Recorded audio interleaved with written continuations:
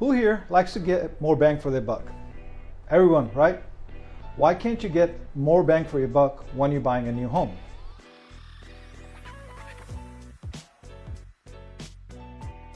My name is Gary Garwal with Cornerstone Home Lending. Today I'm going to be sharing why you can actually get way more home without paying a ton of money.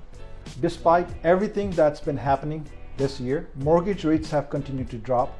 That means your monthly payments could be way less than what you thought first. Because the rates are so low, you're able to purchase a bigger home without worrying about paying more money each month. Pretty awesome, right? It gets better. With this crazy seller's market, you can list your house, possibly get multiple offers, and even get more than your asking price.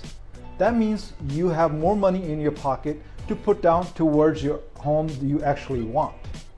So what are you waiting for? These killer's rates and the seller's market wouldn't be around forever. I would personally love to sit down with you, go over your options, and see what your buying power looks like. Comment below, shoot me a message, head over to my website, start the pre-qualification process. Thank you so much for watching. Make sure you like and share this video with your friends. See you next time.